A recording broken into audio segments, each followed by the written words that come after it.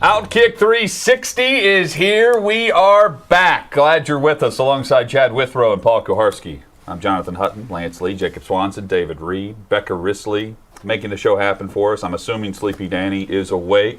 Props to you, Danny, for going hard last night. I'm sure you did. Gentlemen, good morning. I'm going to go on a limb and say Sleepy Dan went harder than anyone on this show last night.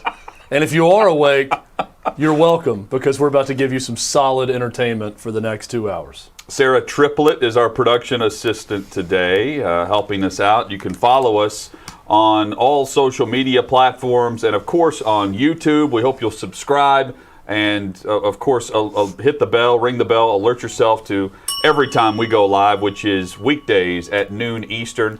And be on the lookout for the OutKick 360 YouTube channel coming soon.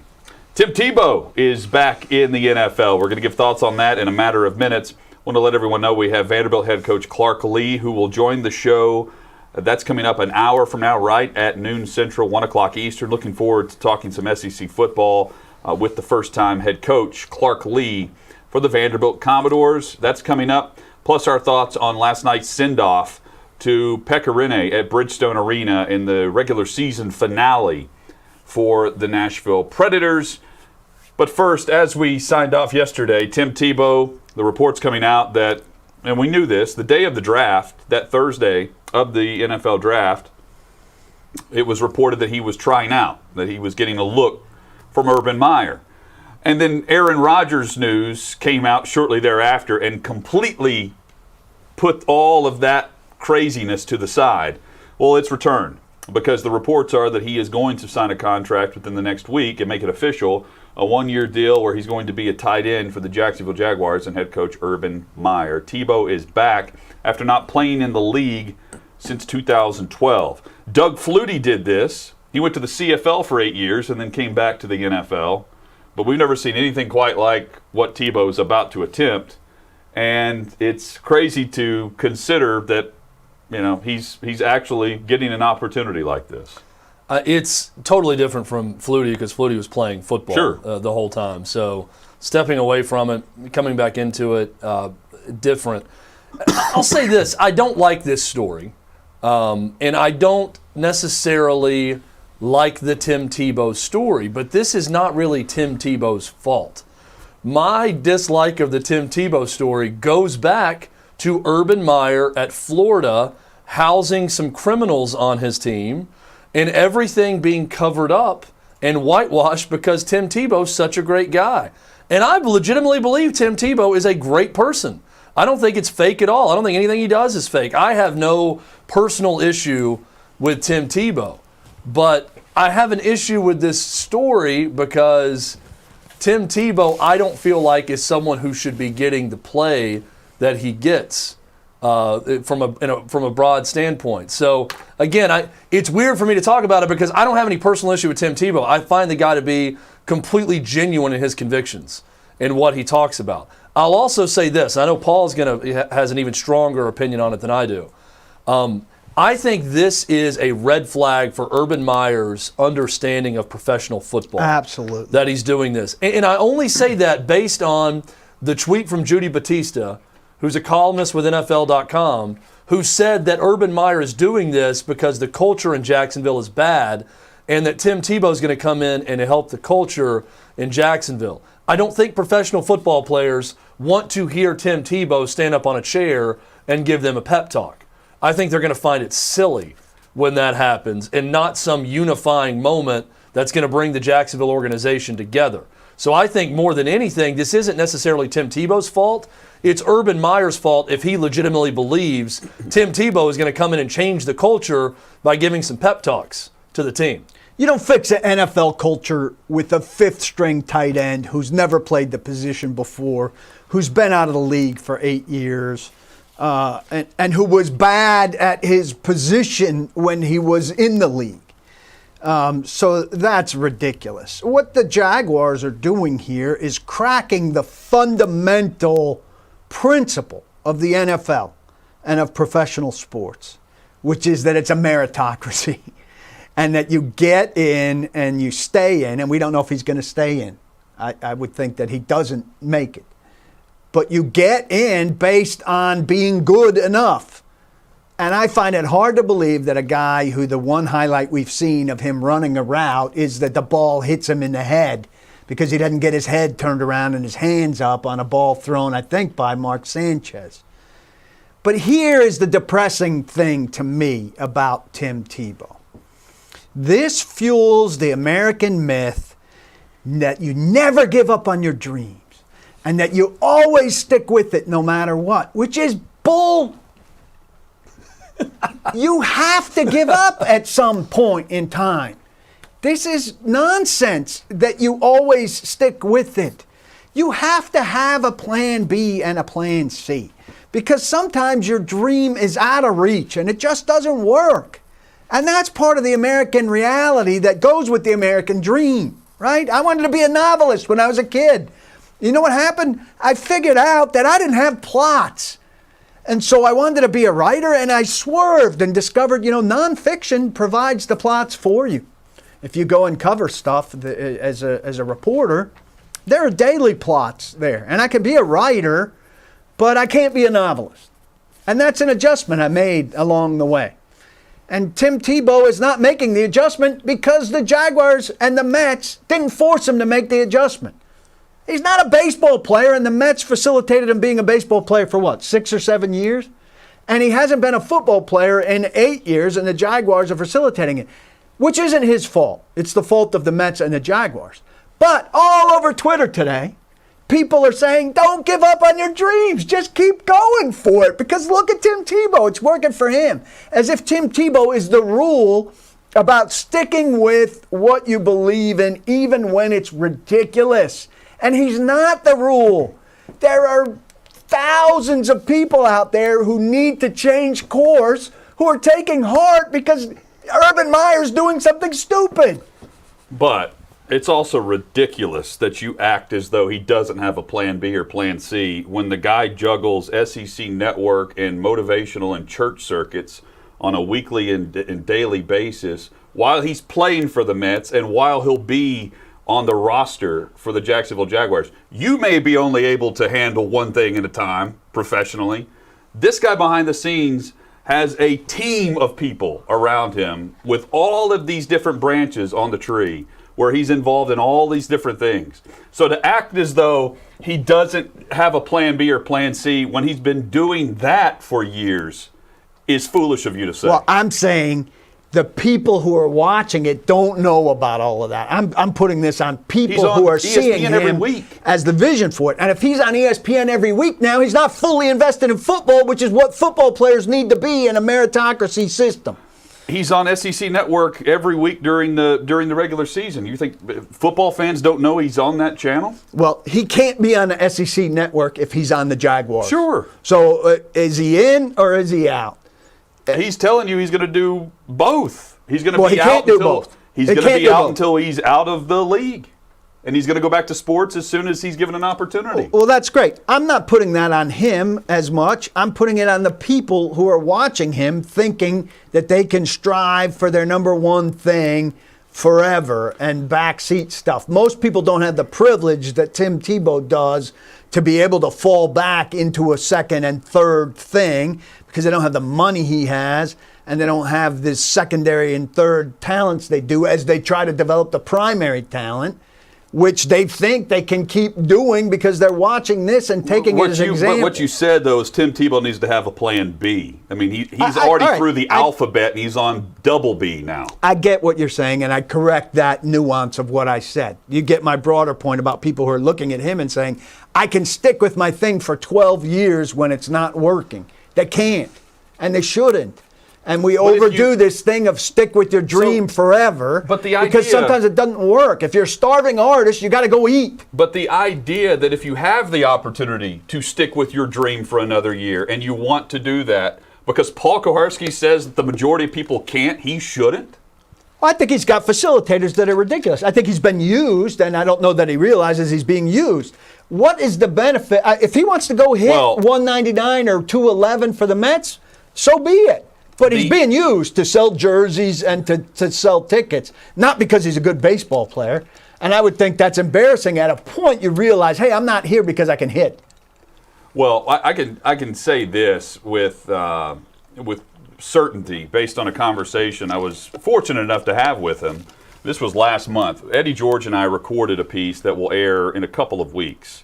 Looking forward to it. Where we talked with him about his convictions and about what he misses from sports, because at the time when we talked with him, he had just officially retired from baseball. He's 33 years old, and I asked him about the finality of knowing that he's done as an athlete.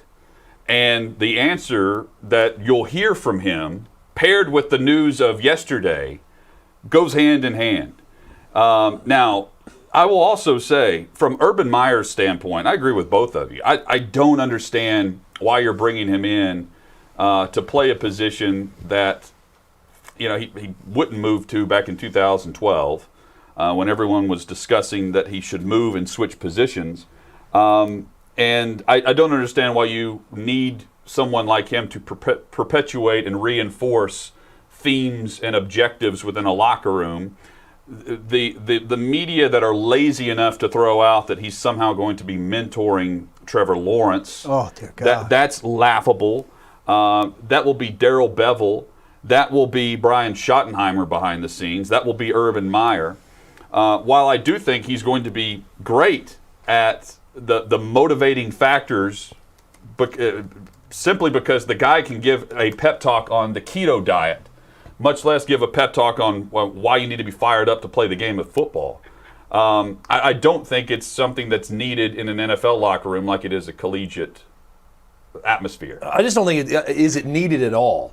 in an NFL locker room. I think if we polled NFL players, they would say no, and it's silly to think that someone who gets paid to play the game needs a pep talk to go out and play hard. No, or to do that's what I something just more. said. I said it's needed in a collegiate atmosphere, not a pro locker room. But and Paul, you said it. You're going from the standpoint of it's a poisonous message about this guy getting so many chances where other people don't get a chance. And Tim Tebow gets the same privilege and the same special treatment that a lot of celebrities get. So he's not unlike a lot of different celebrities. But here's the bad message I think Urban Meyer's sending. The biggest knock on Urban Meyer, if you're a player in the NFL, is that this guy only understands college football. He is a dictator that will not treat us like professionals, and he is going to treat everything like we are the hired help. I'm the master. I'm telling you what to do. It's my way or the highway. This is my ship, and this is how I'm going to run it. This is doing nothing to dispel those notions when you bring back your buddy and a local celebrity to try out for the team. And I think the message it sends to the Jacksonville locker room, and some people may say the Jacksonville locker room has sucked, so who cares what they think? So try something different. I get that. Well, the something different is Trevor Lawrence. Well, the something different is Urban Meyer, right? But in the something different, you're doing the same thing. So Urban Meyer, to me, is not showing a great understanding of his job as NFL head coach with this. This is a move that you would make to bring Tim Tebow to the Ohio State locker room to speak to the team before a game and give a motivational talk. Tim Tebow can talk about the keto diet. He can talk about playing hard on third down. He can talk about his faith. He can talk about whatever he wants, and he can do it in a compelling way, and he can get people fired up. But if I am getting paid and I'm a veteran for Jacksonville, or anyone that's getting a paycheck to play football, if Tim Tebow stands on a chair in the locker room and starts yelling at me to play harder, I'm going to find it silly, and I'm going to think less of my head coach for subjecting me to this.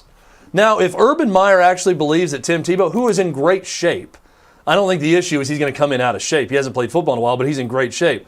If Urban Meyer legitimately believes that Tim Tebow is going to make this team and help this team and catch passes, now we're talking about a talent evaluation issue, right? He ran a 4.7. Because there's nothing to show us that he can do 11 that. years ago. He ran 4.7 11 years ago. In the modern NFL, if you're a pass-catching tight end, you got to be able to run. Who says he's going to be pass catching? But I mean, then you see him as a blocker? Okay, then he's Rudy at that point. I Like mean, you're going to put him out there to go hit somebody with a block on a play and then get him back out? Good job, Rudy. I think the writing on the wall here is obvious, and I haven't seen anyone make the connection. The guy's going to be on a 16-man practice squad, and he's going to be in the locker room and on the practice field on a daily basis for Urban Meyer. That as soon as the NFL says that the practice squad is exactly the way it was last year, he will be one of the 16 members on their practice squad. Why? Functioning as a coach? Is it hire him on your staff. Functioning as a coach and a guy who's going to go out and practice. He's going to be on the scout team and give reps for Urban Meyer while being in the locker room with the team. Again, facilitating and reinforcing anything that Urban Meyer wants. So, weak. Hutton, you talked to him for a long time, so I'll ask you this. Is he just opposed to coaching, but he's all about playing? I mean, because it seems logical to me that I thought about this the whole time. Why not just hire him as an assistant if you want his presence in the locker room and on the team? You know, we spoke about Eddie coaching whenever he was with us. I didn't ask him if he wanted to be a coach because he was at the time, and still is, on this speaking circuit. And I'll say, if he stood on a chair in a locker room and started speaking, people are going to listen to him. Teammates gravitate to what he has to say. You can roll your eyes and say that it's planned and it's set up. The way he comes across to a group of people is different than if I stood up on a chair and started speaking to professional athletes. So, case in point would be the speech that is engraved on the wall at Florida after the Ole Miss loss. I mean, that small things like that get his teammates motivated. Does it make you play better football at the NFL level? No, but it grabs your attention. I mean, what grabs my attention? What should grab your attention is the paycheck and the standards that the Jaguars set. Let me just put in comparison here. And again, I don't think it makes a whole lot of sense why you bring him in right now. who has a more the better chance of connecting with a locker room right now? David Culley in Houston or Urban Meyer in Jacksonville? Well, Urban Meyer. He's got pelts on the wall from a high level of football. No, I think it's probably Culley. Who's been around? I mean, he's been around the league. Culley has already lost.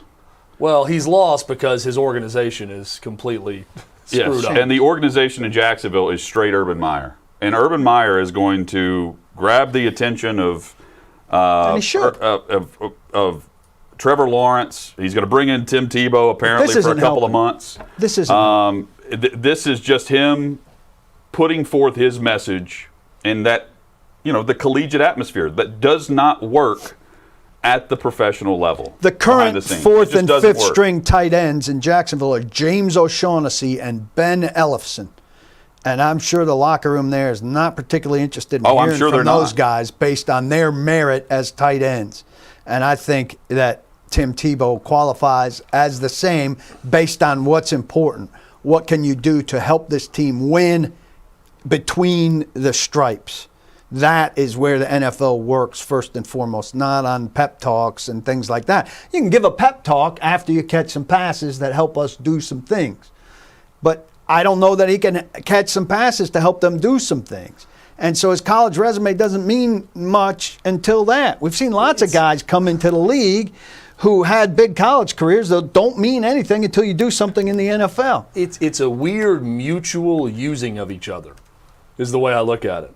I mean, this is basically fantasy camp for Tim Tebow. He's been staying in shape. Well, now he gets a chance to go play a little more football and just challenge himself. He likes to challenge himself to see if he can do it. So he's using Urban Meyer and the Jags to do that. And Urban Meyer's using him as, look at this example of a guy who works hard and does what I say on the practice field.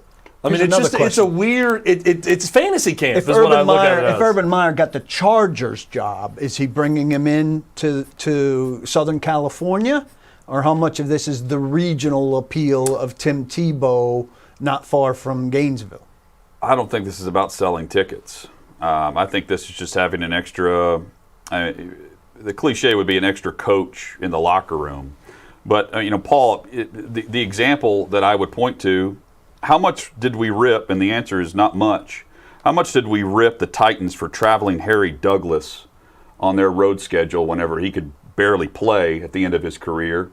But they had a young team, and they wanted him on the sidelines in Titans sweats. He wasn't a coach. He was getting paid to be on a roster. Yeah. No, they kept him a year. Instead of cutting him loose, or instead of just keeping him at home like every other player who's inactive, that is going to be inactive before you travel on Saturday, they flew him out to those cities. Yeah, they wanted him around the team. I think they kept him a year too long, and I knocked them for having guys that were very much malarkey, Rubisky guys in that era. To me, that's the exact same for being idea those with guys. this. But I think Harry Douglas, as ineffective a player as he was at the end of that, was a more effective player than Tim Tebow. Here's let's get down to it's not about being an effective player.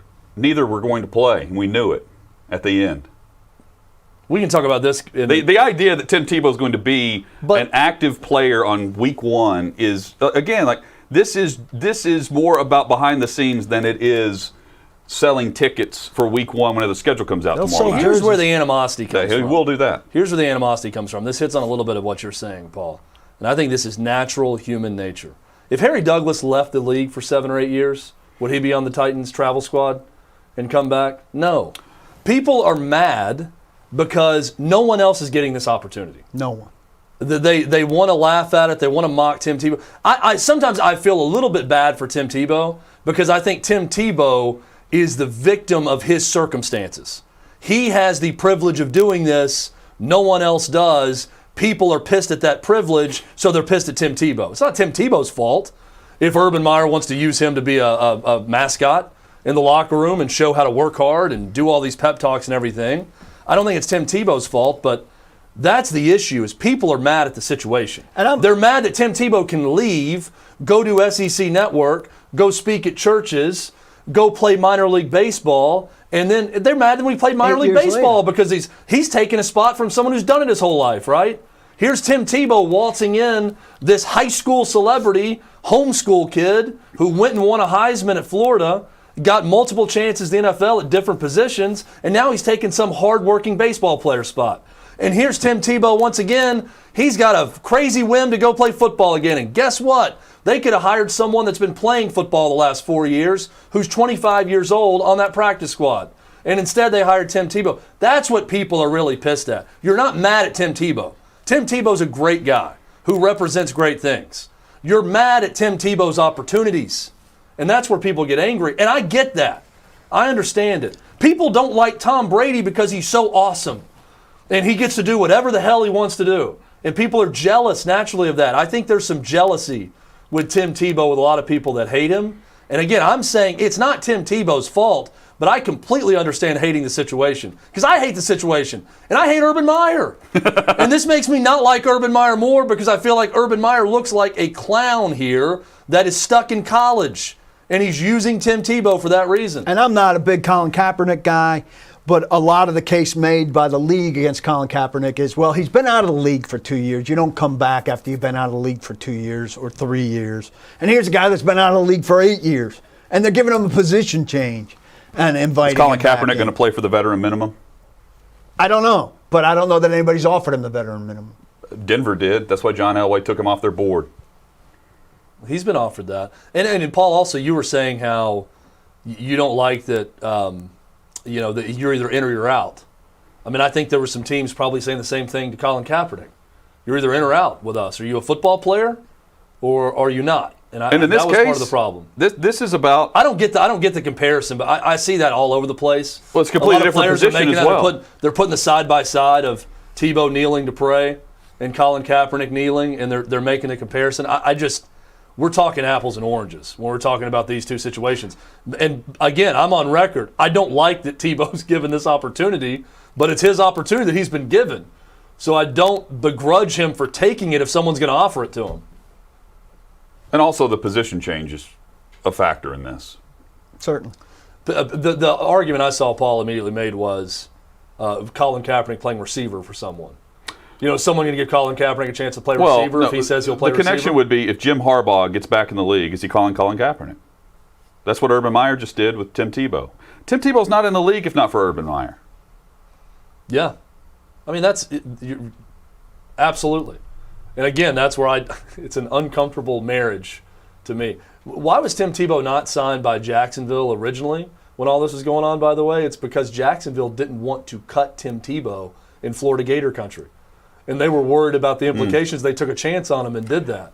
What if Tim Tebow's just flat out cut? Does that put a dent in Jacksonville, or they just say, well, thanks for giving him a shot?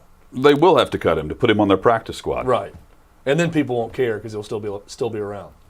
Well, I pray that ESPN will cover this with the proper scope, but I know that they won't. I know that they won't. Well, I hope that everyone covers it with the proper scope. Instead of just, going live to get the post-practice interview, but not actually discussing what that practice looked like. Well, the AFC South, biggest story. I mean, this gets Deshaun Watson off the hook for some attention. Well, for 24 hours. Well, no. I mean, if they do in training camp what I can envision them doing in training camp, the Texans aren't going to get bashed for the Deshaun Watson stuff, or Deshaun Watson's not. Carson Wentz microscope loses a little of its magnifying power. Derrick Henry won't get the attention that he deserves, right? All of these things get tamped down if you're sending your crew to Jacksonville for extra on top of Trevor Lawrence. I 100% believe he will play in NFL games. I don't think this is going to happen. I don't see that. I think they're going to put him out there, and he is going to play in NFL games. Mark my words right now. This is not being done by Urban Meyer just to hide him on the practice squad. I think he will be given an opportunity to make a comeback, even if it's 5 snaps, and he goes out there and is a mascot. He's Rudy.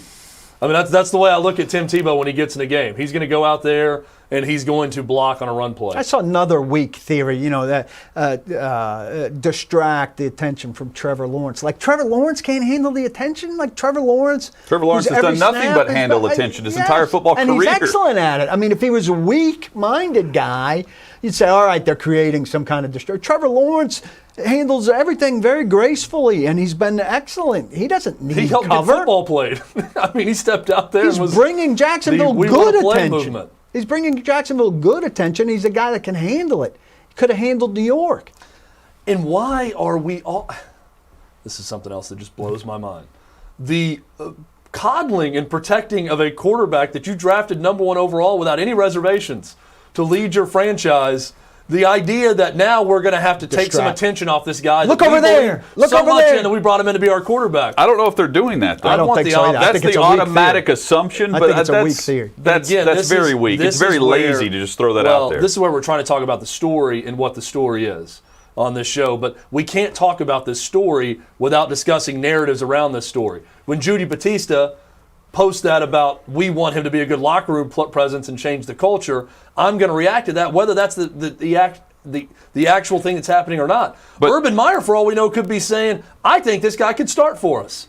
I have no idea what Urban Meyer's thinking. It makes sense that he's brought in as a motivational speaker / extension of the head coach for the locker room, like Batista said. And I've got an issue with that, because I think that shows a lack of understanding of professional football. It makes more sense to think that he could start for us than that a fifth-string tight end is going to be a culture changer, I think. Well, behind the scene, this guy is different than O'Shaughnessy, the fifth-string tight end, standing in a locker room and giving a speech. He's just different in that regard. I know, but like Chad said, there aren't a lot of speeches going on in the locker room between now and opening day. There aren't. Those speeches are given by Urban Meyer. I just think that there's maybe... Well, that is true. I mean, again, I mentioned it's more of a collegiate atmosphere that he's trying to instill. That's the message that this signing, or this will sign, sends. But it's bizarre because of the NFL way of going about things. College coaches who come into the pros and try to be college coaches go back to college in short order. I just think there's one, maybe two guys in every NFL locker room that has the clout to stand up in front of a team and address the team in a pep talk scenario. And the quarterback is typically one of them. You have to play. And maybe the star defensive player and leader of the defense is another player. And I don't even think those speeches work most of the time. I think it works a lot more when a guy who has some clout, who gives his all, gets in a guy's face to do the right thing and addresses them one-on-one. That works in any locker room. When you have respect for someone and they're on you about something, that works in a locker room. I just think it's foolish if Urban Meyer actually believes he's going to go there and give a pep talk. But even if he's going around to lockers and putting his arm around guys and giving them the one-on-one thing. He's Easterby. He's the team chaplain. Where is his foundation for that for these guys? If he's coming up I would rather him be the team chaplain than this, honestly. I think he'd be great as sort of a locker room advisor, go around and talk to guys and get a relationship going with them. He's got clout in that. And help them in their lives and help them playing. Pro ball in 2 leagues. And he gets to do that and be competitive at the same time, which I think both sides get what they're wanting out of this. I mean, Tim Tebow leading your team chapel on Sunday morning before the game, sign me up for that. That's where I'd want Tim Tebow up in front of the room speaking. But by both sides getting what they want, it waters down both sides. I don't want to discredit the leadership factor of an NFL locker room, though, and I feel like that's what we've done over the last 5 minutes or so. And we'll use the Tennessee Titans as an example. Leadership sucked for years here. Sucked. And they traded for DeMarco Murray, and that started the shift. They trade and acquire Delaney Walker. That started the shift in leadership. Leadership does matter behind the scenes in the National Football League. So it's not like you just show up and play. The Titans did that, and they sucked for years. So Urban Meyer is showing up in Jacksonville and realizing that Gardner Minshew is on every poster in the Jacksonville airport right now. That's how bad they are. Gardner Minshew is the leader of the franchise when he took over. Now it's Trevor Lawrence, and he's instilling a veteran mentality, or trying to, by incorporating his own messages. His messaging, and he's admitted to this, it's tough for him to bring that in through free agency because he doesn't know these free agents. He wasn't given an opportunity to really meet with them before signing them. So he's going by the word of his college coaches, or current coaches, who either know these guys from college or they coached them in the NFL, or he's going with his own relationships. That's all. That's what he's done. And that's what he's doing in this instance. But the examples you draw, DeMarco Murray was established as a good player, and he came in and he played well. Yep. Delaney Walker came in and he helped change the tone by playing well. And my examples are starting caliber players. This is the 90th man on your roster. Right.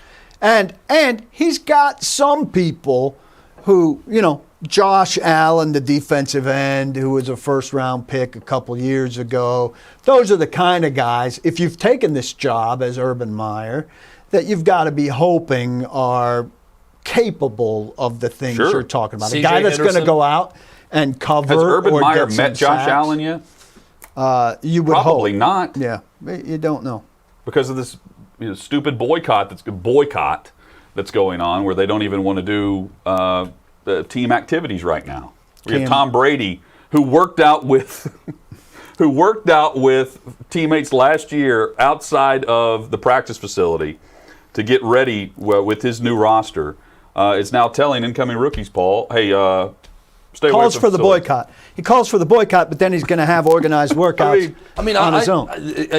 You're looking for any way to perpetuate your message to your team right now. Well, and if you want to know why Tom Brady is so successful, it's the fact that he found ways to subvert the rules a year ago and get guys together. And he was dying to get together and throw with someone, right? He's already offered to throw with Kyle Trask, their draft pick. Like, he's dying to get back and do things, and too many players across the league are worried about, I'll work out on my own. I'm not in a hurry to actually do anything organized.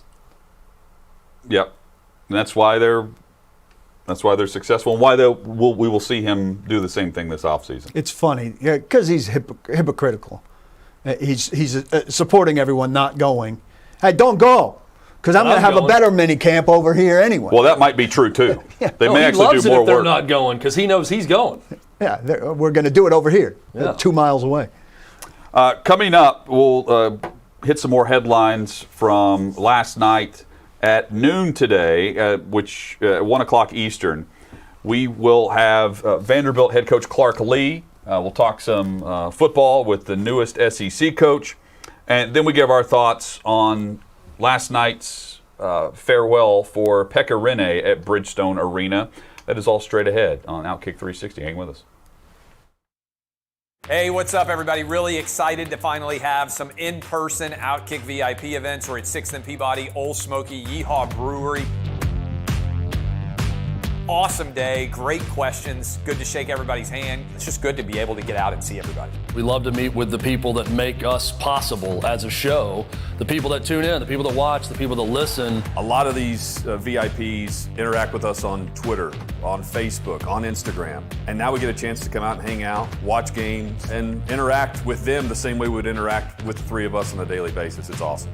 If you're at a VIP event, you're going to hear more about the inside jokes, stuff that goes on behind the scenes. You can ask us anything. We want to be with listeners and viewers as much as possible, so we're thrilled. Looking forward to doing a lot more of these VIP events as we continue to grow. It's an incredible experience. I would advise everyone out there, if you're a fan of OutKick or OutKick 360, to sign up and be a VIP.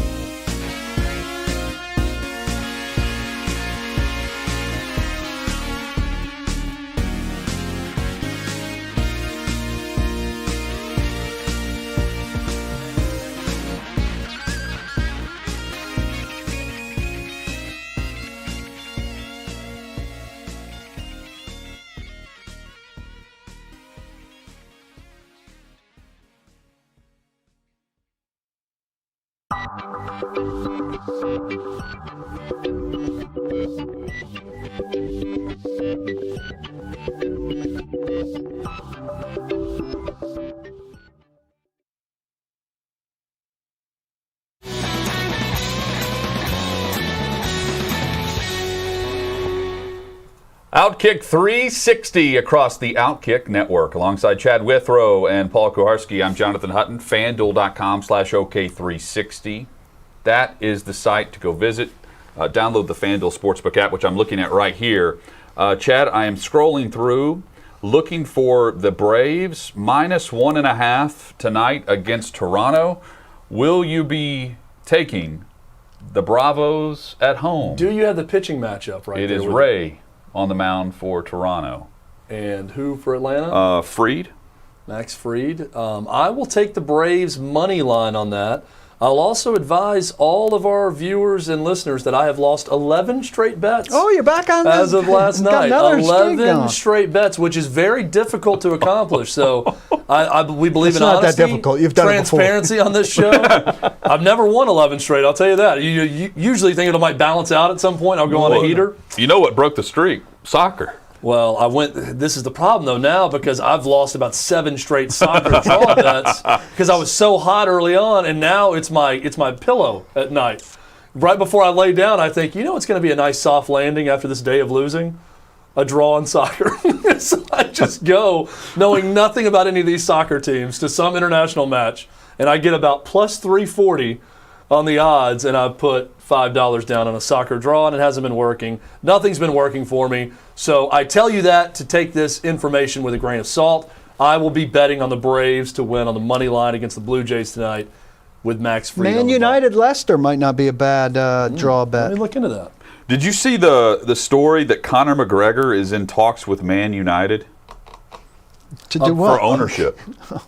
So he buys the pub in Dublin and kicks the guy out that he punched in the head, and now he's going to possibly be an owner they're of trying to Man get United. rid of It was reported that he Glazers. was asked about it on Instagram or Twitter or something, and he responds to it, which means you don't do the negotiations in public like that. But he mentioned like 2 or 3 clubs, but he was specifically asked about Man U and whether or not the rumors were true. And he goes, "I think I could do a lot for that club." What kind of money You gotta does he gotta have? love his attitude. Well, he just- Even a filthy rich guy like that doesn't have billions. I United's don't worth think billions. it's billions, but I mean, when I think of him buying in, I think of like buying part us. ownership Yeah. or something. But I mean, reports are he sold that Irish whiskey for $600 million. Proper 12. Proper 12. Yeah. Yeah. So I mean, if he's getting a percentage of that, and then he's making what 80 or 90 million in the boxing match against Floyd, just to walk and just to show up and fight. The man's a business mogul. There's no doubt about it. I don't know what his worth is, Paul, but Conor McGregor as an owner, that would be. I want him to own an NFL team. It'd be quite the PR move there. That'd be great press conferences. Paul, guess what I just did? I just bet By the way, draw in that match. Yankees on the road tonight, -1.5 at Tampa. Yeah, I have trouble with Montgomery, and I don't have a lot of faith. And Tampa owns the Yankees. Baltimore getting a 1.5 on the road against the Mets. Mets are. I like betting against the Mets. That's fun. Take the money line. take my O's. Anyway, you can go to FanDuel.com/OK360. Up to $1,000 risk-free bet for new users. You see the opportunity right there. As Chad likes to say, if you haven't already done this, why are you not doing it right now? FanDuel Sportsbook, FanDuel.com/OK360. Up to $1,000 in site credit back if you lose your first bet. Hey, the FanDuel bet opportunity makes him sound like Nancy Kerrigan. Why? Why? That's what it sounds like. So the latest excuse from Bob Baffert. Oh, Bob No longer an excuse. He just fessed up. Well, he's guilty. Well, how did he so not which know? one was the one? Guilty. Now I'm Kevin Spacey. What was the one about the reasoning about urinating on the hay from a trainer? Hold on. We're burying a headline here because yesterday we talked about the Baffert's initial excuse was that his horse ate some hay that was urinated on Some urine hay. by a steroid horse. Piss hay, as they call it. And No, then not by a steroid in the horse. business. By a groom. Like someone that tends to the stall. There it is. No, it was a human being. A human being Oh, all right. peed on hay that this horse then ingested. That's He what had Bob some Baffert is cough saying. medicine, so a cough medicine groom. So this led me to wonder if horses were averse to urine hay. And I have to say that's that right. Jacob really let us down because Jacob is an authority on this matter. Yes. But he did not. Jacob, if you have information on something like this, you are obligated Defend to yourself. buzz in. Yeah. And you failed us yesterday. Now tell us how you failed us. First, apologize, and then tell us the information that you have. I apologize for that. Horses do, in fact, eat urinated on hay. And you know this. I know this because I have groomed horses before. Spent about 7 years doing that. How was the money in that game? Not that good. Did you shuck? Did you shuck the Shuck? stables? He's not. No. He's like shuck. Is it- It's not corn. What's it called? When you scoop Paul really showing his knowledge in stables? agriculture. I as thought he it's says called this. shuck the stables. You do that with corn. I know. Shuck the stables. Muck? All right, my bad. I'll take full blame. Did you muck? Did you shovel out poop from the horse stables? Did you clean those stables? Absolutely, we did. Yeah. You can see Jacob Swanson really becoming a young Kirby before our eyes. Like this is like Kirby 1992. For How those that old know were you, Kirby. Jacob, during this time period of cleaning stables and grooming horses? You're not that old. Was this a child No, slave it labor was situation? my job from like late high school through college. I got you. Okay. And And you also worked at a golf course, correct? Or you just went to the golf? Okay, worked at a golf. Did you ride any Hunt of and I these both worked at a horses? golf course too. We have Because that in you common. have a little bit of a jockeyish feel to you. Wow. He's not that. They were not small. riding horses. They were the big ones, just under Clydesdales. So Just under. we used them to like pull sleighs and you know, get the Christmas tree during Christmas time. That's Yeah, beautiful. Fun stuff. Beautiful. But he has, Jacob is saying that horses will, in fact, eat urinated on hay. Well, And now Baffert we know doesn't that's need not this what- excuse yeah, anymore. That's That- not that what horse- Cough medicine is not at and fault. I'm betting that horse ingested more than cough medicine from Jacob in that Yes. instance. Yeah. There was some It was weird experimental when the evenings. horse fell asleep on its feet for 3 days after Jacob tended to this horse one The time. early band name was the Horse's Acid. Yeah, That horse's nickname was just Ludes because of what Jacob was feeding him. Okay, so the new excuse now is the horse had a bit of a rash, and they had to apply some medicine to the horse's patoot, and there was some steroidal medicine in the ointment. Now, how does Baffert come to know this today? He said, to be fully transparent, I wanted to share this as soon as I learned it. Now, are we to believe that this guy doesn't know everything that's going on with his Kentucky Derby horse, and he just finds out yesterday? Come on. This is like Saban not knowing something that's going on with the Alabama program. This horse lives a better life than Tim Tebow. I mean, this horse is going to be sired for years to come, and people are going to pay to bring their horse to breed with the Kentucky Derby winning horse.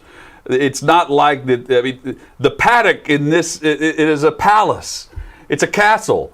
And the idea that Bob Baffert doesn't know what's going on in this situation, that's what is funny to me. Because even if he didn't know exactly what's going on, a rash that would require steroid treatment would be something he would know about before today, or before yesterday. He would know every ingredient in the ointment. Now, maybe he doesn't know about the groom peeing on hay, like at 3 o'clock in the morning or wherever it took place. But in this instance, he would absolutely know in advance. And normally, to me, like if you're going into an event where you're going to get tested, you know if you win, your horse, he's won multiple times, he's the winningest trainer.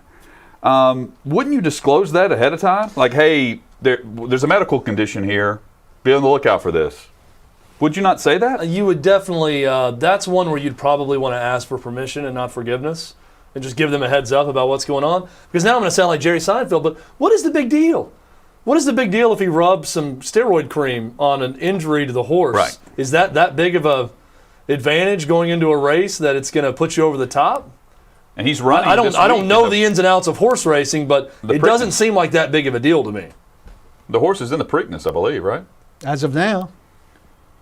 Yeah, I just, it's bizarre, the excuse making. And Paul, even if he didn't know, it's like the institutional control, lack of institutional control from the NCAA handed down. You mentioned Saban, any coach.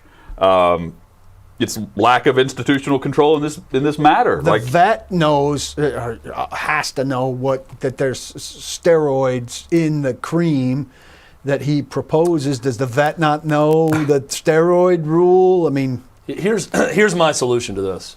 I'm going to help all of horse racing with this right now. Who cares? Let the horse race in the Preakness, because no one's going to watch if that horse is not in the Preakness. You now have controversy that sells. You've got a horse that's going for the second leg of a Triple Crown that sells. No one outside of your stables gives a damn that there was steroid cream applied to this horse because of an injury. Let the horse race. You let him race. You let him race, and you let us watch. You let us watch. Let us watch what is being consecrated on that racetrack in Pimlico Downs. This is why it matters, though, for the Kentucky Derby. There are exclusive rights holders to the betting that takes place there, right? To my knowledge, anyway. Yeah, Twin Spires or... Yes, I think you're... Yes. Yeah. $155 million was wagered on the race itself. That's why it matters. That's why it matters. But Chad's right. I mean, people are more likely to tune in now.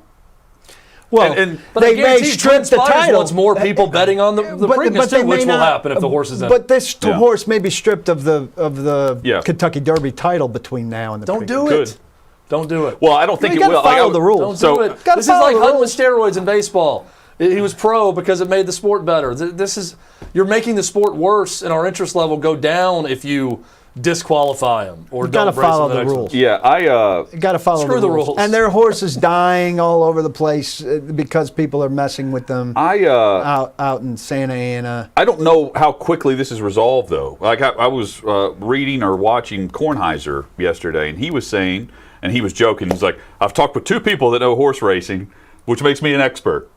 And he said, it's going to take weeks for this B sample to come back. Really? That's what he was saying. That's what he was told. And he's like, it's ridiculous, but we're not going to know before this week. I'm like, why can you not get this going a little faster on this sample testing? I mean, the first sample came back, so... I know. So they're going to, I don't know. It's bizarre. That much we know. I won't be betting on any ponies. I think we have a show bet. Well, I know so little about it. I mean, me too. Clearly, I know even less than I know about very little about gambling on sports that I know based on my record. Right. So why not? I may become a horse racing expert. These soccer draws you're betting on, you don't know anything. Well, that's how he wins, though. Not paying off. Well, not anymore. Chad's saying I'm not even willing to win to watch a draw. TV going at this point. Hit us up on Twitter at OutKick360, and we invite you, if you're watching on YouTube, on Facebook, on Twitter, subscribe, like, share the post.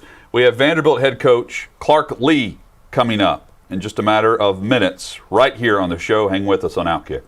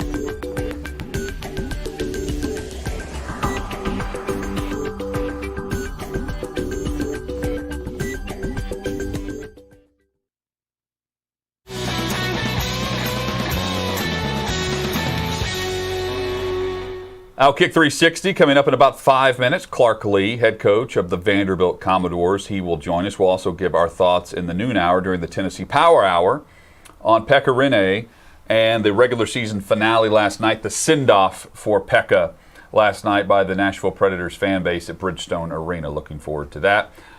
We hope that you'll share the post on Facebook, retweet on Twitter, and we certainly hope you'll subscribe on YouTube. And if you're using an Amazon device, you can ask Alexa to search OutKick on YouTube. The show will pop up every single day at noon. Even easier, you can just subscribe. You can ring that bell and subscribe, and the show will alert you every time we go live weekdays or any new content is posted after we go off the air. Yeah, and anything you can do with that always helps us. The review, the rating, on YouTube, on podcasts, wherever you can, please do so. Some sad news to report. This is from Hawaii News Now. And also I'm seeing that Ryan Mouton, former Titan and Hawaii player, posting this as well. Colt Brennan, the legendary Hawaii quarterback, former NFL quarterback, is dead at the age of 37.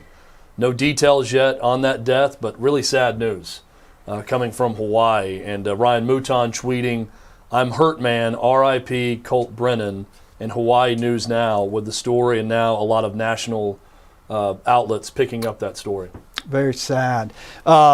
Funnier, more lighthearted note, the Tennessee state flag is flying over the North Carolina state capitol, but it has nothing to do with the pending Predators Hurricanes series. Apparently there's a movie being filmed in North Carolina for which this is flying. The Predators had fun with it and put up a awkward If this smiley isn't prima nocta, I don't know what is. Yeah. How about the that does timing on that? it. Preds are winning the Stanley Cup. That's what they declared with that. Pretty good. Lee, head coach of the Vanderbilt Commodores, next on OutKick 360. Hang with us.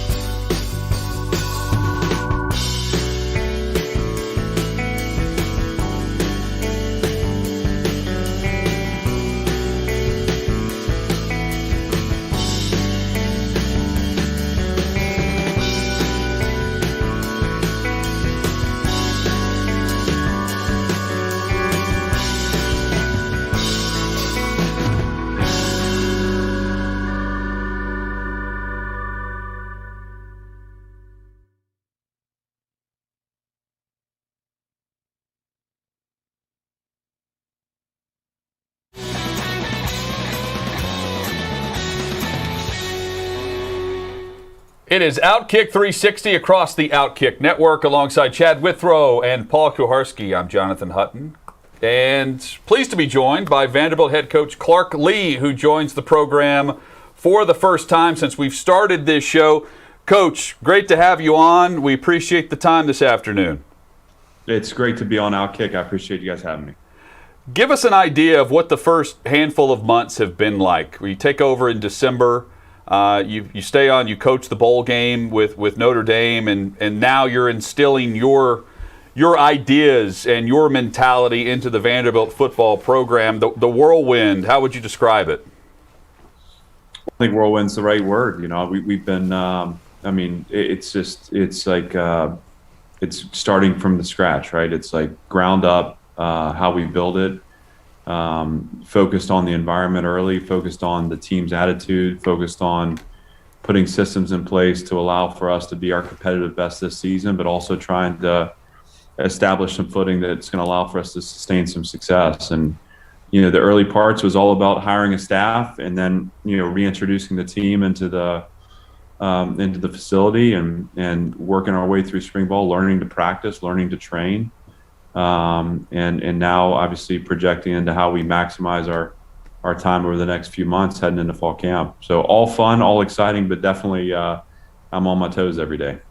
You know, certainly we're not behind the scenes of any program the way you've been throughout your career from a coaching perspective. Changing habits, changing attitudes. What is your mentality and your approach to getting people, not necessarily the players, but those around the program, to buy into the fact that you need to build from the inside out and not outside in? Well, I think what you just said has been the exact focus. And I'll say this to you, I think internal perception is important, meaning like, you know, our players, as they view themselves in a competent manner in terms of the work and the investment they're putting, the sacrifice they're making to move this program forward, it'll build confidence internally, which will then shift the way they interact externally, which will drive the perception of the program in the corners of this campus and community. That is a very critical part. I think the involvement in our players at the baseball game against Mississippi State that weekend, I think showed a little bit of that confidence coming out, that brotherhood being built. Here's a group of people that are choosing to spend their time supporting Vanderbilt athletics and doing it in a manner that again shows a confidence in their position here and their impact here. You know, I took this job understanding, and I've processed since I played here, you know, what I felt like was needed. I've drawn from the history of the program, the successes and the failures. I'm very well versed in that, going all the way back to, you know, Jerry DiNardo's time here. I knew that this was going to require a pretty intensive rehabbing of perception, and also the ability to put a wall up to insulate the program and to really shield it from outside opinion. And that is a task every single day.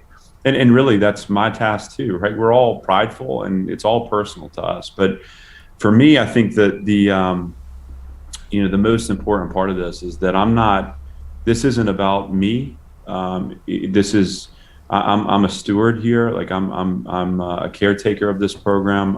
I'm doing this for everyone who cares about Vanderbilt University, Vanderbilt athletics. I'm doing this to strengthen Candace Lee. I'm doing this to put this program in position to reach its potential. And so I don't allow for external influence in terms of the timing of things.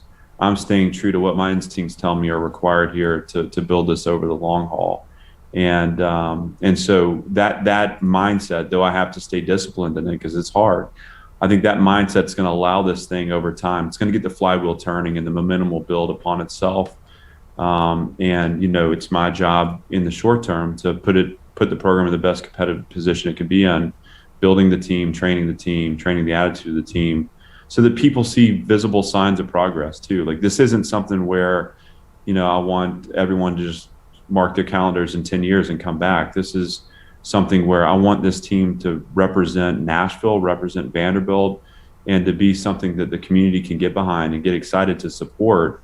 And I'm a sports fan too. Look, I enjoy going to Predators games right now because those guys get after it. And you want to talk about that. They talk about the identity line and how those guys come in and change things. That to me is something I get excited to be behind. Well, I want to do the same thing here. What are maybe the visible signs of progress if it's not a straight win-loss record thing and you're talking about a 10-year vision? You said signs of success come quickly when an environment's dialed in and aligned on vision. I think you told The Athletic that. Yep. What can we? What will we see, or what do you hope that we see if it's not wins right away? Well, I don't want to say that it won't be wins. I think that when I've got to be careful not to be too result oriented, because being result focused, it limits your ability to move forward. Signs of progress will be how our team interacts with this community. And I know I don't want this to sound like cheesy either, but like literally, this team is growing into its position on this campus. We have to establish a confidence and an understanding that we're responsible to represent this program at all time, which means every person that walks down this street or walks in these buildings, we're recruiting to be Vanderbilt football fans. And when you pass parents and kids on the street, are you getting down with those kids? Are you teaching them what it means to be a Vanderbilt football player? Are you giving them something to rally behind?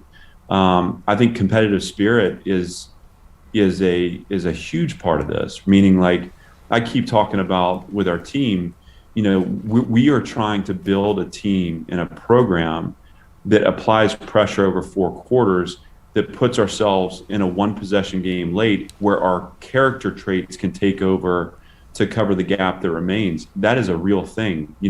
Can we be the best at situational football? Can we be the best at understanding complementary football, right? We don't just play fast to play fast. We're going to make sure our offense complements our defense and our special teams wins the battle of field position. Those are things to me that when you watch us play, you should see a team that is fighting for every blade of grass on the field and is going at it for 4 quarters. And it's going to put us in position to win games, and there are going to be exciting finishes to games as a result of that effort. So those are some of those signs. But I want to say that I think when you interact with Vanderbilt football as a program, or when you interact with one of our players, you should feel that progress in that interaction. You should see someone with confidence that is engaging in this campus and community in a certain way that's going to draw people and say, hey, let me see what's going on there, because I'm believing in the people that I'm engaging with. So, Coach, I'm someone who believes that words matter. I feel like you are as well. And going back and reading your interviews, watching a lot of your interviews, you use the word environment a lot, about creating a winning environment. Normally, coaches talk about culture first, but you've said the word environment a lot. Why is that word important to you, and what do you mean by creating a winning environment at Vanderbilt? Well, the distinction between culture and environment, and I won't articulate this perfectly, and this is, this isn't necessarily mine, but I think this is just what I've kind of come to understand is, culture can be a lot of things. Culture is the, kind of like maybe the measure in reflection, like rather than how we shift behaviors in the moment. The character of your team, the character of the players, their collective behaviors.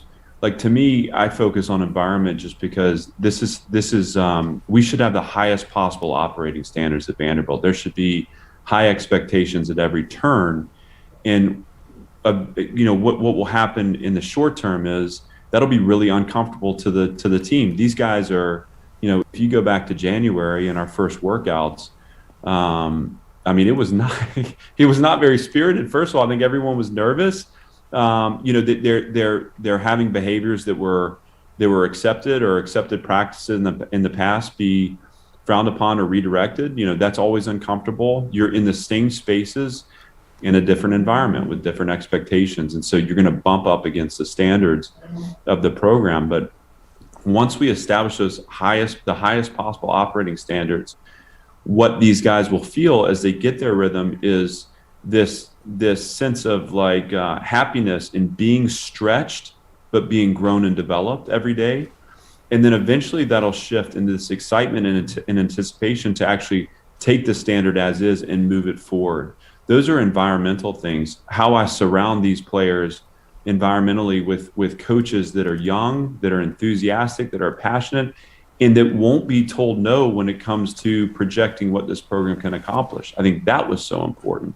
For me, putting people in these offices that build into this vision every single day is part of creating a winning environment. And winning distills down to just your choices each and every day. And that, to me, is an attitude. And so the choice to be competitive, the choice to engage in 2 hours of practice. Like, there were points this spring where, the whistle blew at the end of practice and you saw disappointment within our team. Like, they wanted to keep going. Well, that's a good sign that the environment's working. These guys are enjoying football again. More is being demanded of them, but because it's a positive environment, because it's an environment where they're getting better, they're moving in the right direction, they're kind of becoming addicted to the work. And, that to me is environmentally driven. Coach, I feel like there's a very Silicon Valley tech startup feel to your program early on. And I'm not suggesting that you have nap pods around the facility or anything like that. But one hire specifically I want to highlight, and he's a good friend of our show, Barton Simmons, as your general manager of this program, gives this the sense of something new, something cutting edge. I know he's a longtime friend of yours, having played high school ball at NBA together. But I'm curious about that hire, and if you would agree that there is sort of this startup feel to what you're doing within this program. We say that all the time here. This is like a startup. This is, an undervalued stock. This is, we're trying to position this thing to be drastically different. We need to occupy our space in the marketplace, right? We have a niche in this league. We can't try to make Vanderbilt a mini version of any other team in this conference. We have to make it authentically Vanderbilt, and through those efforts, we optimize that niche in the conference. We have a certain population base that's hungry to go to a school that's not where they don't have to compromise. We're between, academics and athletics, where they can do both at a really high level, and we have to establish the boundaries here that allow them to do both at a really high level. Like, we don't view academic pursuits as inhibitors to athletic success.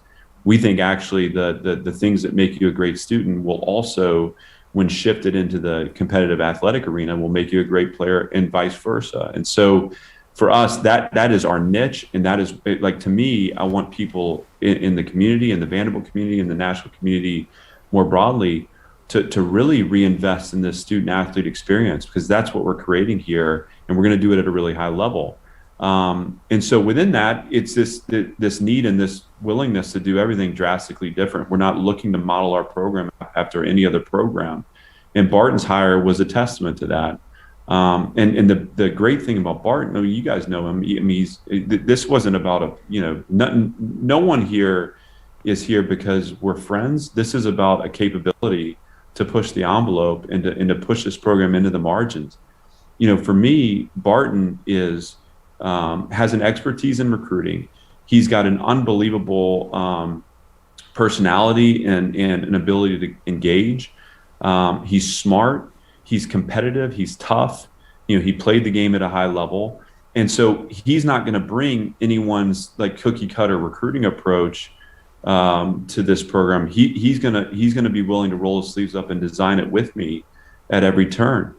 What that means also is, what Barton's potential here, like, he's going to grow into that potential, meaning like he's learning too, And so for me, that is part of this startup environment where we're not defaulting to our past experience here. Everyone in this building is being pushed to grow an expertise, to be a continuous learner in their areas, to drive the program forward. And that ultimately, I believe, and I believe wholeheartedly, that'll be what allows us to not just reach a level of success, but to sustain that success over time. Vanderbilt head football coach Clark Lea is with us on OutKick 360.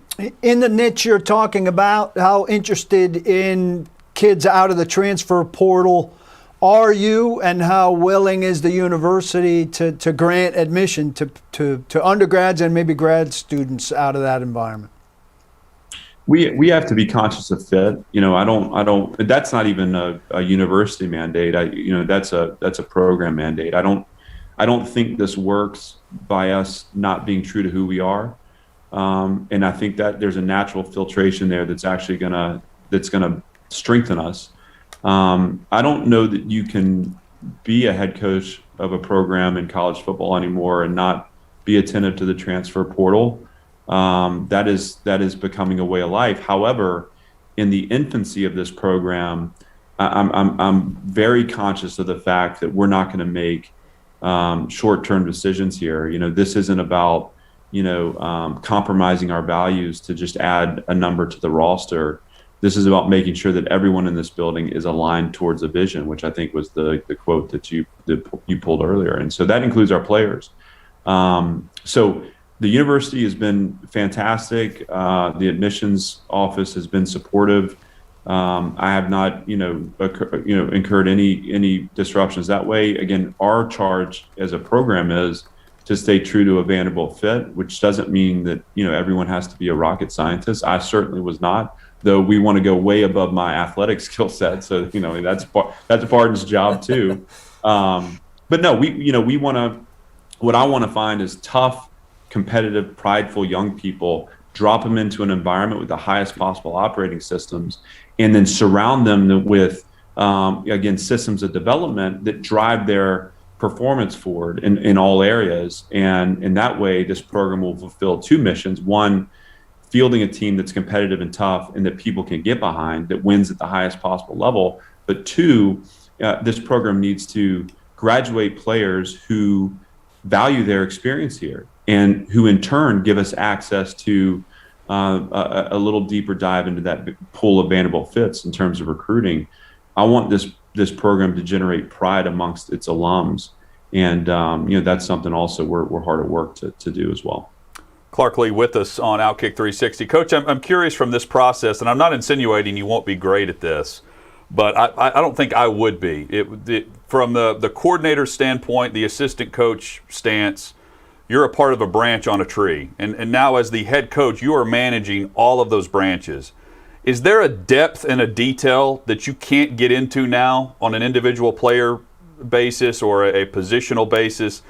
One, that you're going to miss, and two, how do you go about handling that now as a first-time head coach? What will your approach be to not being able to be as hands-on as you're used to? Mm-hmm. No, it's something I'm struggling with and learning about every single day. I think this program these players need to know who I am. They need to know what makes me tick. I need to take the time to make sure they understand where I'm coming from. I would be missing out on this opportunity if I didn't take advantage of those things. And I think particularly at Vanderbilt, where we are looking to build this program, not necessarily rebuild it, but actually start from scratch and build it from the ground up. My fingerprints need to be on it. However, I've hired a lot of really capable people. And so it's the balance between developing the staff. I think initially when I spent time in the hiring process, my mindset was, you hire a staff that deploys their expertise, that moves the program forward. And I think what I've learned is you hire a staff and you get that staff directed towards a common goal. And I spend every day doing that. And so where I'm not able to necessarily spend one-on-one time with every player, though I look for every opportunity to do that, I have hired a staff of really good people and very competent people that I make sure are paying that attention to the players every single day. And that becomes my task as the head coach is, my message is one thing. My message is either going to be strengthened or weakened by the people that deliver it on a day-to-day basis. I need to make sure that I'm developing and training those guys and men and women in the office in our work every single day. Where are you right now, and is it a part of the $300 million renovation that is upcoming? Oh God, I'm in my office, which interestingly, I'm at a brand new conference table. I got a brand new desk back there. Okay. The small signs of progress. This is not a part of the $300 million. This is kind of short-term change. That one thing I wanted the players to walk in this building. I mean, you guys asked earlier about how you start focus on change from within. And like one thing I wanted was, I wanted everything to feel different. If the environment's going to change, and the footprint of the facility is not for a while, then the spaces need to change. They need to be repainted. Things need to be torn down. Things need to be reimagined. And I think that's part of change is both internal, but also it's the physical signs. And so we have a lot going on in our building currently. They're finishing a locker room downstairs, which is going to be really well done. But all of this is going to be short term relative to the football operations facility, which will be first class. And I feel so fortunate, just grateful to be here at a time where the university's made this level of commitment to supporting this program. Coach Clark Lea has been our guest on OutKick 360. Coach, we can't thank you enough for joining us. You're the first of all the coaches to jump on the show with us. We appreciate that, and we hope this will not be the only visit this offseason. This has been a treat for me, and you guys, anytime I can get on with you, I'm game for it. So please keep me in the loop, and I'll look forward to doing it again soon. We'll hold you to it. Terrific stuff. Thanks a lot. Appreciate you. All right, guys. Thank you. Clark Lea has been our guest. Impressive. And I was getting some texts from friends, including my wife, Claire, sends me a text. She goes, this guy is really impressive. Let's unpack a little bit. Yeah, a lot to discuss. David there. Reed said, sounds like a CEO, which is exactly what you want leading a program. And he brought up startup. It looked like he was sitting in the Google office. Yeah. Right there. I think I was watching the show Silicon Valley for a second. Like there was going to be something crazy going on behind him. A lot to unpack, and we will also discuss Pekka Rinne and the send-off last night at Bridgestone Arena. More coming on OutKick 360. Hang with us.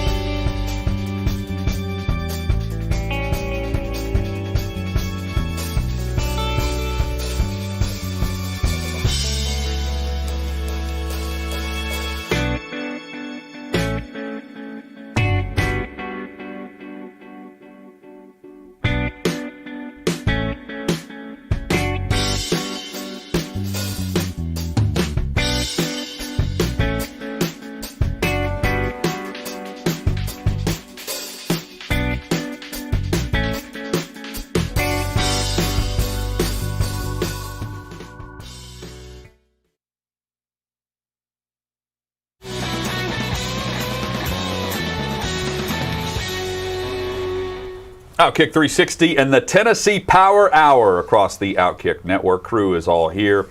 Big thanks to Sarah Triplett, our production assistant today, David Reed, the chairman of the board, Lance Lee, Jacob Swanson, doing their best to not respond to Vincent Valentine in the YouTube chat this afternoon.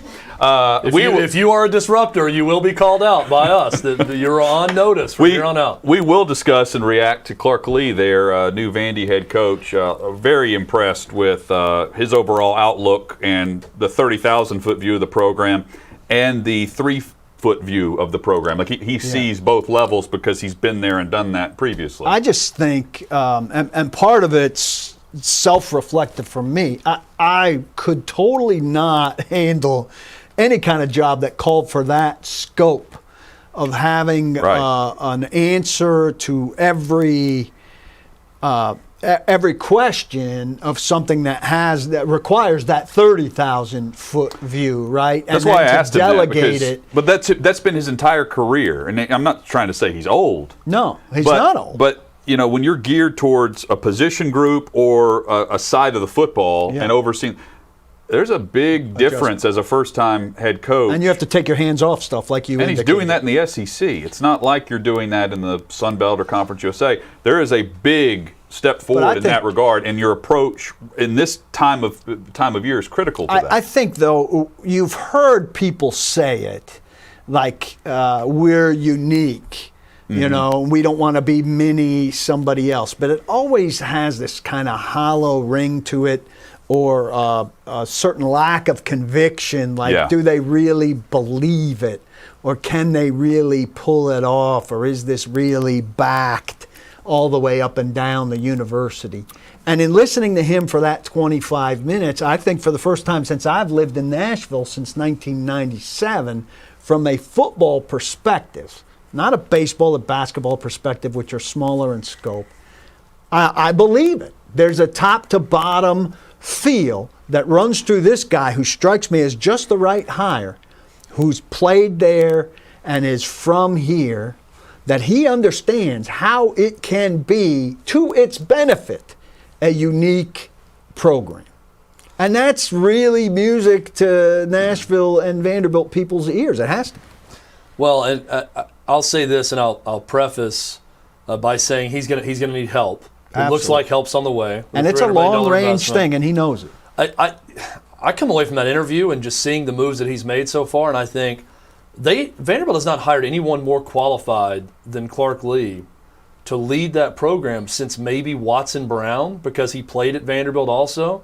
And I'm not just talking about coaching resume. I'm talking about knowledge of that program, what it takes, of this city, of other programs that have high academic standards, leadership, of being from Montgomery Bell Academy, which is a brother school of Vanderbilt, of knowing the recruiting outlay of the state and of private schools in the state, especially, and just you listen to Clark Lee, and he could be the CEO of a Fortune 500 company. And David Reed said that he sounds more CEO than football coach, but I think he's a good mix of both. When you look at his track record, I've never felt more strongly about someone succeeding at Vanderbilt, and that's even more so than James Franklin when he was hired, which was not universally applauded at the time.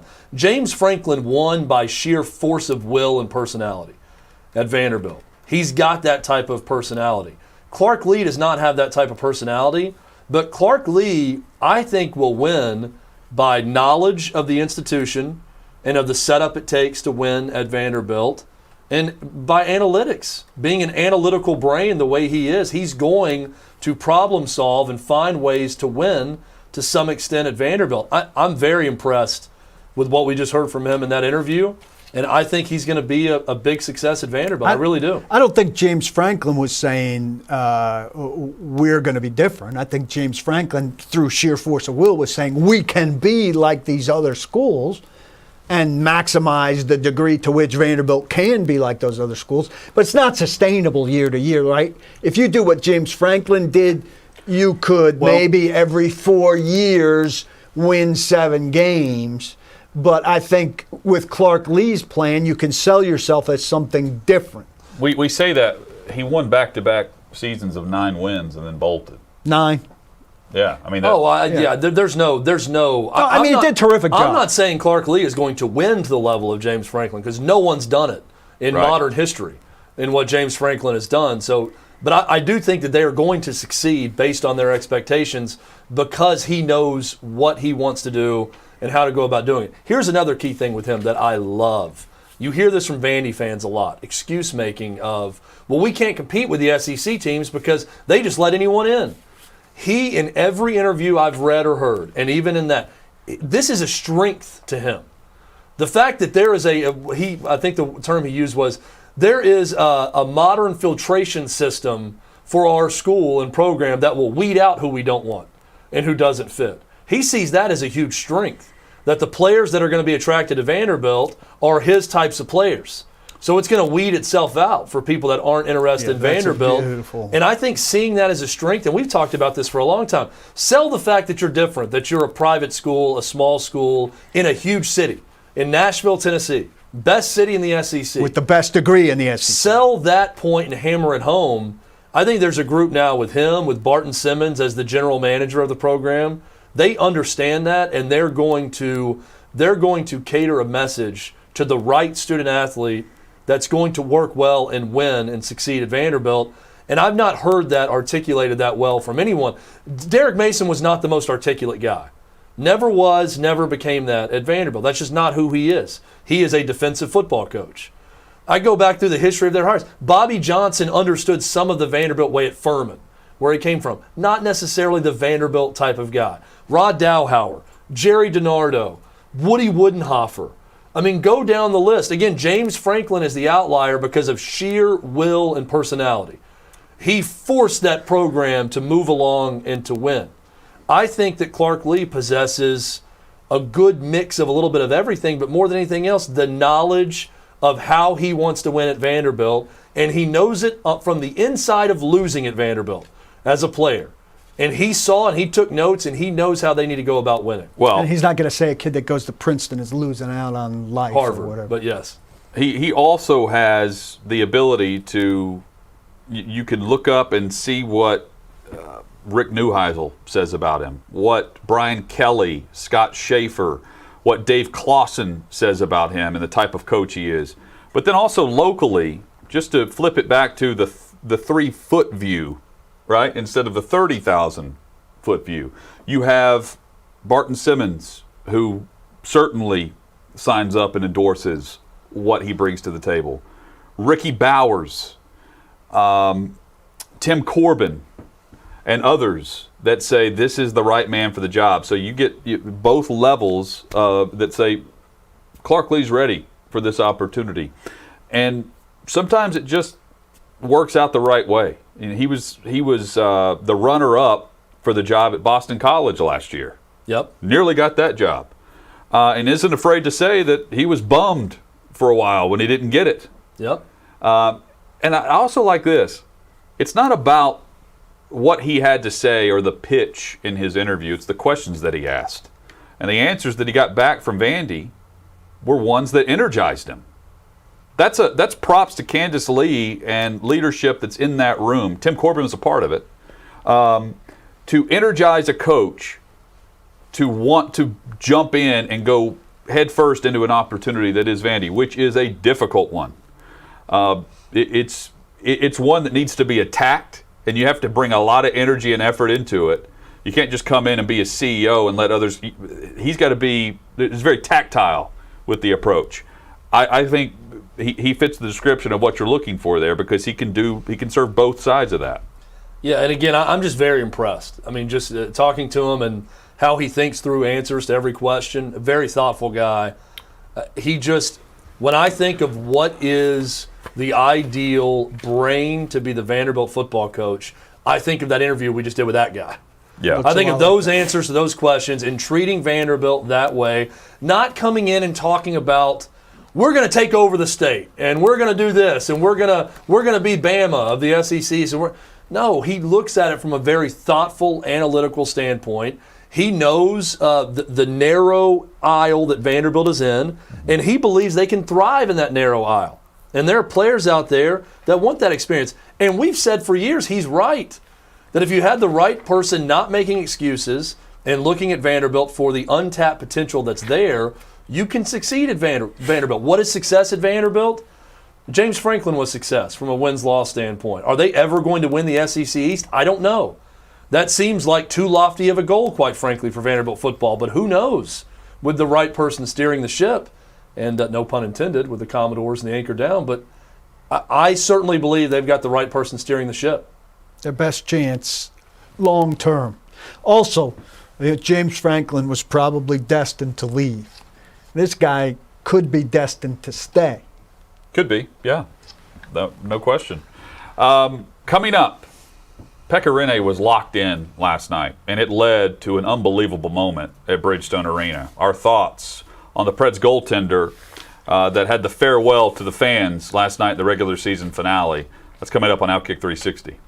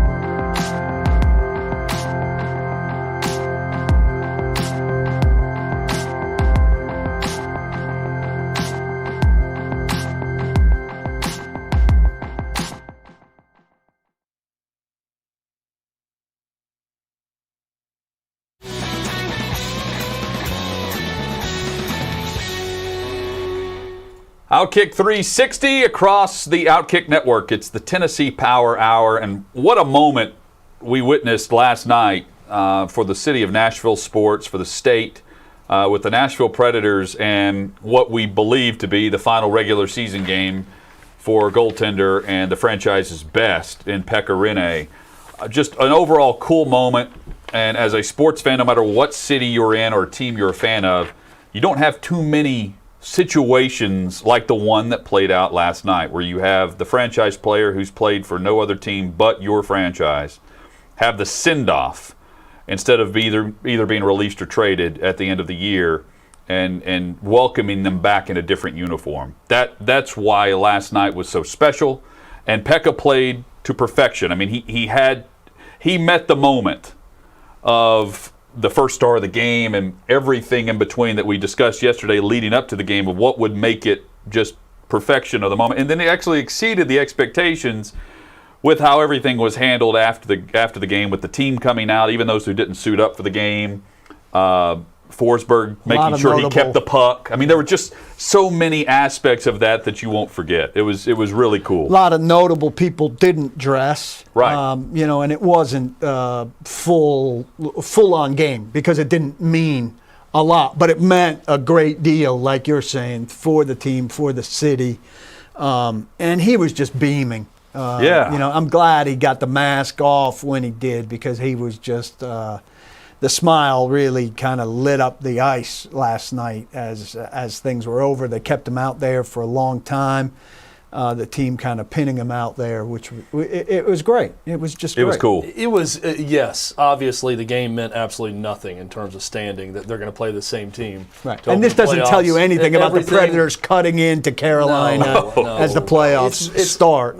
Don't go there. I don't want to start negative. Right. But it is very weird to me that I'm seeing on social media that, hey, this doesn't mean that the Preds are going to cakewalk through this next series with these 2 wins. And did you watch the first 6 games of the series between these 2 teams when the games mattered? Saturday night mattered a lot more to the Preds than it did Carolina, and they won. It was a great game. Great. Good job. That game meant nothing in terms of the standing, but it meant everything to Predators fans and Pekka Rinne. And it was entertaining. I mean, I don't care that it didn't mean anything. Yeah, it's fun. You had the shorthanded goal by Rocco Grimaldi to start the game. I'm watching that game in the beginning. Then you had the Duchesne great goal to make it 2-0 quickly in the first period. It was good to get Duchesne going. The shutout from Pekka Rinne. Hutton, you said it. It was all just served up. Softball pitch, and Pekka Rinne knocked it out of the damn park with how he played in that game. The team delivered for him, and it led to that great moment in the end. It was really cool to see that genuine appreciation like that. You know, we can all be cynical about everything in sports and in life, but there was zero cynicism with me watching that moment and seeing the connection those fans had and everybody watching with Pekka Rinne, and that he was able to have that moment. And it wasn't some teary emotional moment. It was just pride. Yeah. It was joy. It was gratitude. That's what I saw on his face as he skated around the arena. Just the Pekka Rinne that everybody knows in this city. Just happy to be there, right? Great guy, great athlete, great leader of that team, but someone who would smile big for everyone, wave, shake your hand, and he got a chance to do that. And then for the crowd, even if it was only 6,000 fans at the game that were allowed to be there, how loud it was, and that moment for him and for the city was really, really cool. And you're going to, there's the natural lead into, well, is he on a Mount Rushmore of Nashville? Here's what I know about Pekka Rinne. Whatever list you want to put him on, he is right near the top. He is top Pred. There are 2 major league sports teams in Nashville. I guess Nashville SC now 3, but 2 that have a long history here, and he's the top Pred of all of them. I mean, that's what we know about Pekka Rinne, and last night proved it. Because he was so happy after it was over, rather than teary-eyed, it kind of took away any sadness for me in the moment, which I think made it somewhat unique. Because I'm one, as unsentimental as I am on this show, for the people that I like and appreciate, I have to see every minute of it at the end, and I usually wind up sad in the moment, maybe not so much on here. But he didn't allow it to me, and I know a lot of people were talking about crying and stuff, but I didn't feel a twinge of sadness at the end of that I typically would feel with something like that at the end. And I thought he did that to me. Like, he didn't let me be sad about it because he was so happy. Yeah, and there's a part of the way that the organization went about that night that makes me think that they want him back for the right price. I think they want him back. I don't know why. I don't know that he necessarily would want it. Well, he's going to be a backup anywhere he goes. I don't know. Last night there was a finality to me with the way that the players and the fans and that he treated it. Now, he didn't say this after the game. His press conference said he hadn't made up his mind yet. If that was it, what a special way, But with the way that the team treated it and the skate around the ice and the puck, and just the standing ovations through the timeouts and all that felt like the final regular season game for Pekka Rinne.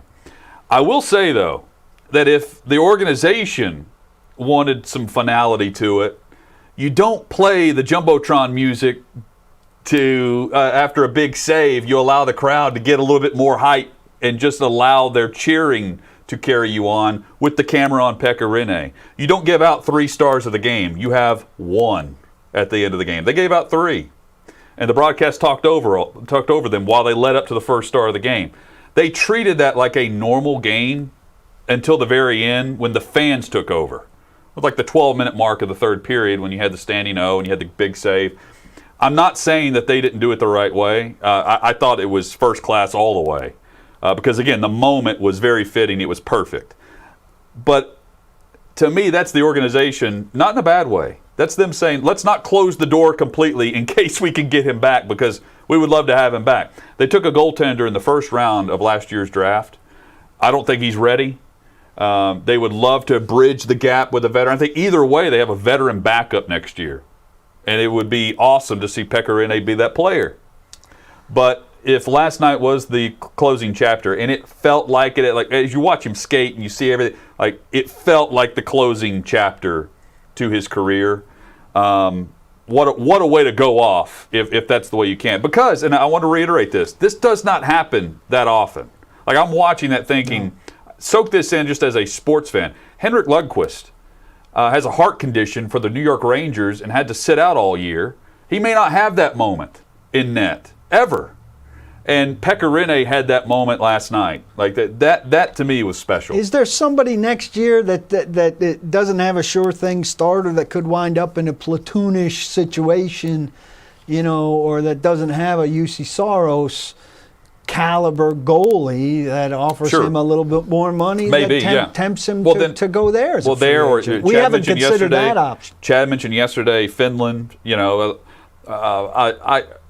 Did you guys agree, though, like last night felt like the final chapter of the Preds book? I think the fans were going to make it feel that way. I think that the organization handled it perfectly because they don't know. But I thought it was beautiful in the way it was all done because it was very organic.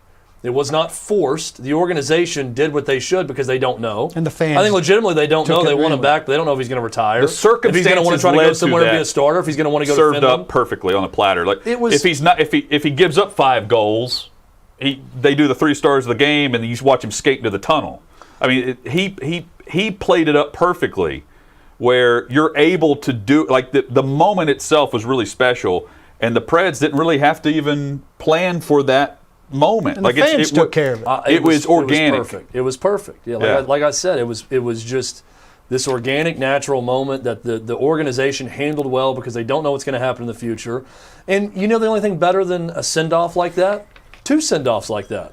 I mean, he could get 2 farewells, right? If he comes back next year, think about the emotion and everything doing this again where the organization could actually put everything into Pekka Rinne night with a packed house. And every single break and stoppage is a highlight reel or a message from someone to Pekka Rinne in the city of Nashville. Think of the celebrities that would line up, that's been a part of Preds games in the past, that could give a message for Pekka Rinne.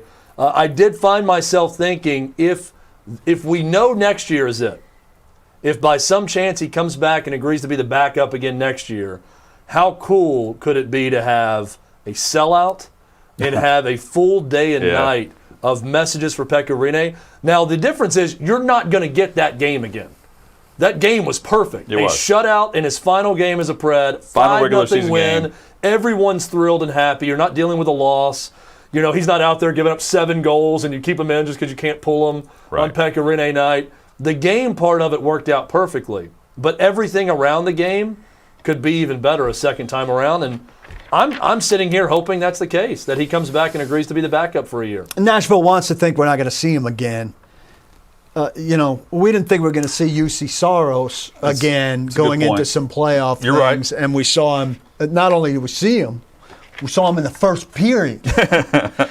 So you cross your fingers that UC Soros plays like he's played for the bulk of this season, but you never know when somebody's going to get pulled in a playoff game. Let's also, last night, regular season complete now, and the Preds head to the postseason against Carolina, and we'll find out when they start this series soon.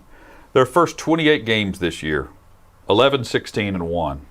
And they end the season over their final 28 games, 27-1, including last night's win. It's a terrific run. Fantastic job all around. And now can you carry that 27-1 momentum into the postseason with you? Strong goaltending, starting with UC Soros. Even last night during the broadcast, they're putting up the UC Soros stats. Unbelievable numbers when you see the graphic for why they want him a part of the Vezina discussion. I mean, it's worthy. On top of that, can you, to use Paul's word, can you muck it up some with the physicality? Shuck it up. That was his word. Shuck it. Can you shuck it up? Can you shuck it up? Shuck it up some. Can you dirty up the style of play enough to fit the style that the Predators' identity became over the course of this season to give you a chance to win a game on the road and bring it back here to home ice? And can a guy like with 12,000 people in the stands, Granlund, who was making terrific passes in that crucial game the other night, sustain that into the playoffs? A guy who wasn't doing anything a year ago. Yeah. Some of these guys need to sustain what they've been doing at their peak into the playoffs. And they got a lot of time off now for that stuff to fizzle for a restart. You're right about the time off. It's a little strange. I hope it's not much longer than the time off that they had before playing Dallas on that Saturday night. You know how they played on Tuesday and then they had that layoff until Dallas came to town for the game they had to win, last week?